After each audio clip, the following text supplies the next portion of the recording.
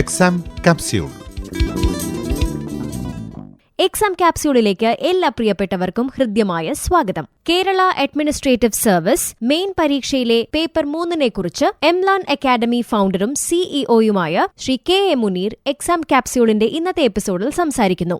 2025 October മാസം 17-18 തീയതികളിലായിട്ട് KSന്റെ main examination നടക്കാൻ പോവുകയാണല്ലോ. Main എക്സാമിനേഷനിലെ paper 3 കുറിച്ചാണ് നാം ഇന്ന് ഡിസ്കസ് ചെയ്യുന്നത്. പ്രധാനമായിട്ടും 3 ഭാഗങ്ങളിൽ നിന്നാണ് ഈ പരീക്ഷയിൽ ചോദ്യങ്ങൾ വരുന്നത്. 100 മാർക്കിന് 2 മണിക്കൂർ ദൈർഘ്യമുള്ള ഡിസ്ക്രിപ്റ്റീവ് എക്സാമാണിത്. Economy and planning, geography, current issues, ഈ 3 ഭാഗങ്ങളിൽ നിന്നാണ് ചോദ്യങ്ങൾ നാം പ്രതീക്ഷിക്കുന്നത്. എക്കണോമി എന്ന ഭാഗം കൃത്യമായി കാര്യങ്ങൾ മനസ്സിലാക്കി കോൺസെപ്ച്വൽ ക്ലാരിറ്റിയോടുകൂടി പഠിച്ചാൽ മാത്രമേ നാം പ്രതീക്ഷിക്കുന്ന മാർക്ക് ഇതിൽ സ്കോർ ചെയ്യാൻ സാധിക്കുകയുള്ളൂ. പ്രത്യേകിച്ച് പല കുട്ടികളും പ്രയാസപ്പെടുന്നൊരു ഏരിയ എക്കണോമിക്സിലെ പല ടേമുകളുമാണ്. Repo rate, reverse repo rate, capital expenditure, revenue expenditure തുടങ്ങിയ ടേംസിലുള്ള കൃത്യമായ ധാരണ ഇതിൽ മാർക്ക് സ്കോർ ചെയ്യുന്നതിന് അത്യാവശ്യമാണ്. ഇത് പഠിച്ചെടുക്കുന്നതിന് വേണ്ടി ഉപയോഗിക്കേണ്ട മെറ്റീരിയൽ, പുസ്തകങ്ങൾ എന്തൊക്കെയാണ് എന്ന് നോക്കാം.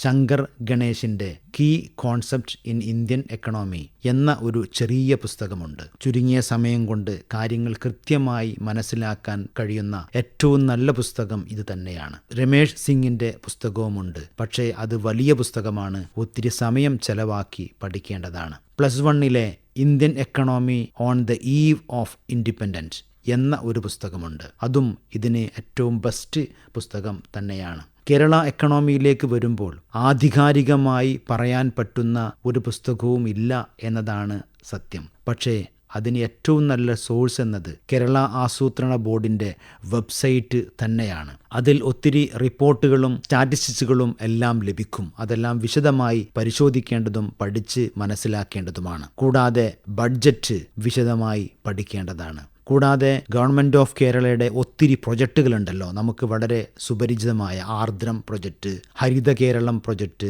ആരോഗ്യ കിരണം പ്രൊജക്റ്റ്, ഇത്തരത്തിലുള്ള പ്രൊജക്റ്റുകളെല്ലാം വിശദമായി പഠിക്കണം. അത് പഠിക്കാൻ വേണ്ടി ഏറ്റവും നല്ല സോഴ്സ് എന്നത് അതിൻ്റെയൊക്കെ ഒഫീഷ്യൽ വെബ്സൈറ്റുകൾ തന്നെയാണ്. ജോഗ്രഫി പഠിക്കുന്നതിന് വേണ്ടി ഏറ്റവും നല്ല റിസോഴ്സ് എന്നത് NCERT ടെക്സ്റ്റ് ബുക്കാണ്. 9th സ്റ്റാൻഡേർഡിലെ NCERT ടെക്സ്റ്റ് ബുക്കാണ്. +1ൻ്റെയും +2ൻ്റെയും NCERT ടെക്സ്റ്റ് ബുക്കിലും ഒത്തിരി കാര്യങ്ങൾ ഇന്ത്യൻ ജോഗ്രഫിയുമായി ബന്ധപ്പെട്ടതും വേൾഡ് ജോഗ്രഫിയുമായി ബന്ധപ്പെട്ടതുമുണ്ട്. ജോഗ്രഫി പഠിക്കുമ്പോൾ തന്നെ അതിൻ്റെ കൂടെ പാരലായിട്ട് നാം ചെയ്യേണ്ട മറ്റൊരു കാര്യം എന്നത് അറ്റ്ലസ് പഠനമാണ്. അറ്റ്ലസ്, ആധികാരികമായ ഏറ്റവും നല്ല അറ്റ്ലസ് എന്നത് ഓക്സ്ഫോർഡിൻ്റെ സ്റ്റുഡൻറ് അറ്റ്ലസ്, അതുപയോഗിക്കുന്നതാണ് ഏറ്റവും നല്ലത്. കേരള ജോഗ്രഫി ബെസ്റ്റ് സോഴ്സായിട്ട് മറ്റൊന്ന് അവൈലബിൾ ആയത് SCERTയുടെ ടെക്സ്റ്റ് ബുക്കാണ്. കേരള ഗവൺമെൻറ് വെബ്സൈറ്റുകളും ഇതിന് പ്രയോജനമാണ്. പ്രത്യേകിച്ച് സാംസ്കാരിക വകുപ്പിൻ്റെ വെബ്സൈറ്റുകളും ഇതിന് കൂടുതൽ പ്രയോജനപ്പെടുന്നതാണ്. KAS മെയിൻ പരീക്ഷയിലെ പേപ്പർ 3-നെക്കുറിച്ചാണ്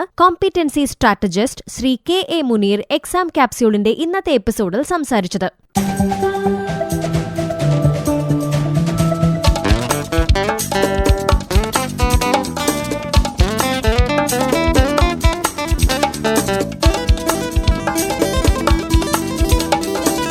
എക്സാം കാപ്സ്യൂൾ.